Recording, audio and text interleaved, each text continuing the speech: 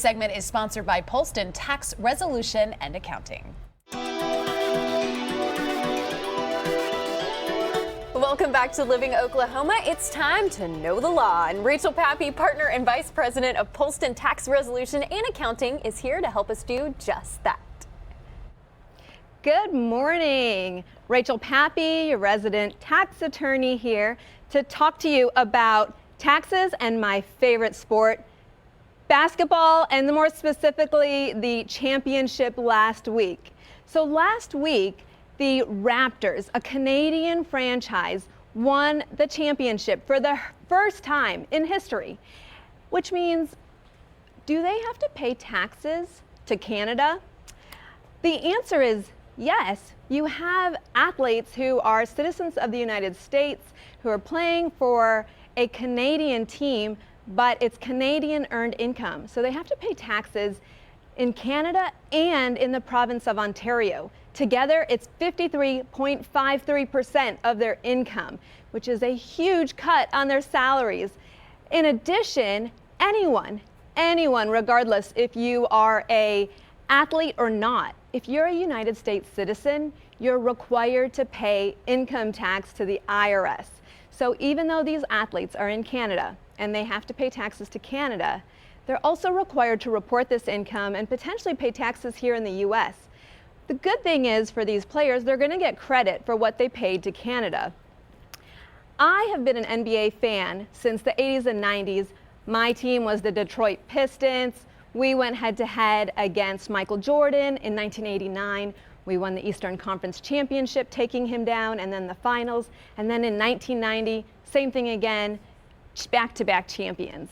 And in 1991, he got the best of us, went on to beat the Lakers in California, and California decided in 1991 they were going to tax athletes. Specifically, they decided to tax all those athletes who had come to play against the Lakers for the income they earned there. And the jock tax was born. So these athletes who just won last year not only have to pay income tax, but they have this jock tax they have to pay in each state, as all these other states followed suit for the income they earned while they were playing there as well. So you have someone like Kawhi Leonard, who went from San Antonio, Texas, that has no state income tax, to somewhere like Toronto, Canada, and now he has this huge tax rate on the income he's earning. It's probably a $2 million tax cut on tax amount that he's got to pay that cut into his salary that he maybe wasn't expecting. There's been some talk about whether or not he's going to go to California, maybe play for the Lakers or the Clippers. He bought a house in San Diego earlier this year. And really, if he goes to California, he's not saving much money, because here in the United States, even though he doesn't have to pay that Canadian tax anymore, in California his tax rate's going to be about 49%, federal and state combined. So it's maybe a 4% savings, but it's not that much of a deal for him. Stay tuned, as the NBA draft is this week. We can pay attention to these max contracts and free agency and see how the tax consequences are going to bear out depending on where those players go. Back to you.